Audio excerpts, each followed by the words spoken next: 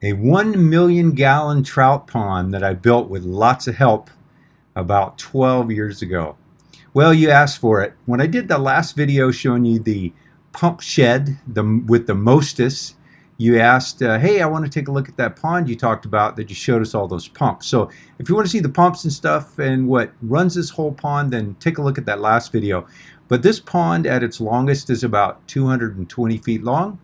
It's about 50 feet wide at its widest, and at its deepest about 14 feet deep, which is required for the trout. They need that cold water, so the depth is necessary.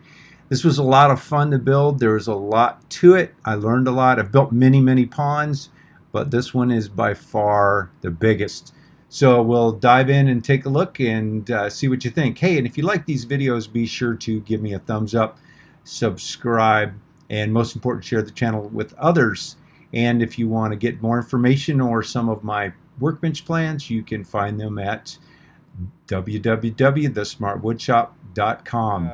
Two 1,000-gallon water tanks where we store the potable water. This is the East Waterfall. Now I just have one pump running. Down on the pond there we have a brood of 5 little baby ducks. We have a lot of wildlife that live off of this pond. Skimmer box where we pull both fill the pond through the skimmer box, as well as 2 of the pumps pull off the top, and then the other 2 pull off the bottom. This is our overflow stream here, so when the pond reaches its full mark, then the excess will flow in here, and then there is a big drain there that then drains down to the lower part of the property and ultimately probably back into Campbell Lake.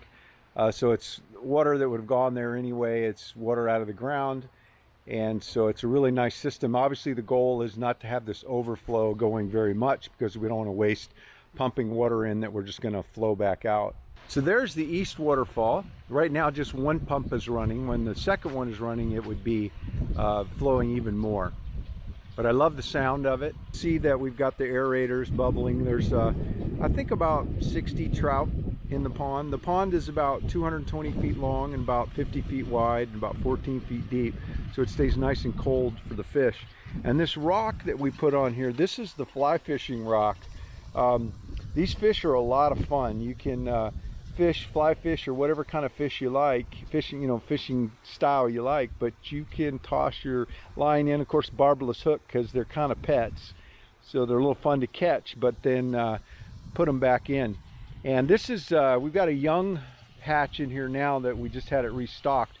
The last hatch lived about 6 years, and they age out like all fish do. And so when I was scooping up the fish going as they went belly up, they were in the neighborhood of 15 pounds. They were massive. They were like salmon. West Waterfall, we have this stream that runs along here. And I believe 2 pumps are running on this one currently.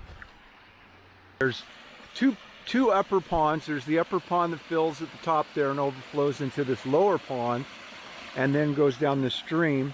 And then we have a bypass that we shunt off, I think about 20%, and it comes into this third pond. And this is kind of a natural cleaning system. Apparently with the plants and stuff in this, it cleans the water up a little bit. So just kind of keeping it natural for all the wildlife. And it's amazing how it's become so natural, being that it's all man-made. It's the biggest waterfall pond that I've ever built. I've built many, but this is the biggest.